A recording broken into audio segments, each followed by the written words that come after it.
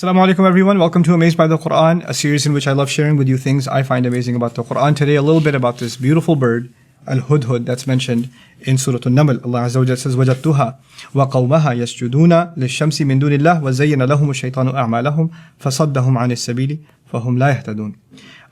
The bird comes and reports back to Sulaiman after going to see Queen Saba's kingdom. And this is her analysis. وَجَدْتُهَا وَقَوْمَهَا يَسْجُدُونَ لِلشَّمْسِ. I found her and her nation prostrating to the sun. So they're worshipping the sun. مِن دُونِ اللَّهِ, as opposed to Allah.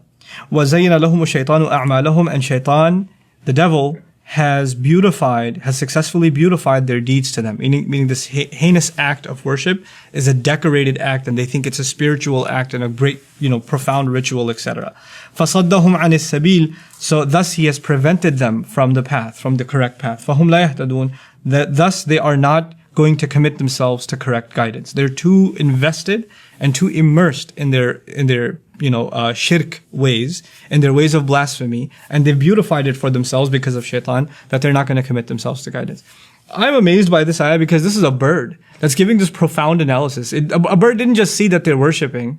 It reports that they're worshipping the sun, number one, and that they've actually decorated this ritual to the point where she can tell Shaitan has beautified this for them, and he's prevented them from any means of finding the right path. There's a really deep insight by a bird. And they're not going to commit themselves to guidance. فَهُمْ لَا يَهْتَدُونَ. What I'm trying to get at is, Allah has put all these creatures that don't have a speech we can understand. Sulaiman alayhi salam is given the ability, mantiq at-tayr, the ability to converse with birds, to be able to communicate with them, and they can communicate with him.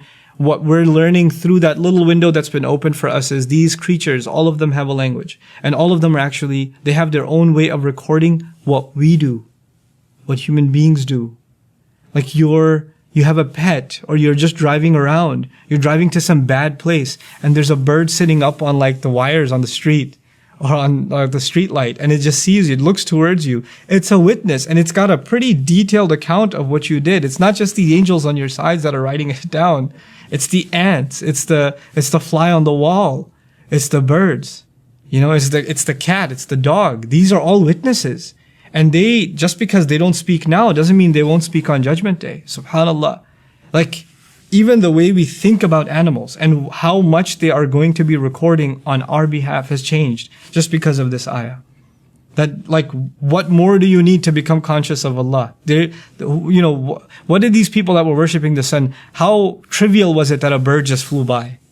You didn't even think about it. It's just a bird that flew by, and yet it was surveillance from Allah, is what that was. And surveillance to report back to a prophet. And then on the Day of Judgment, when everything becomes a witness, subhanallah.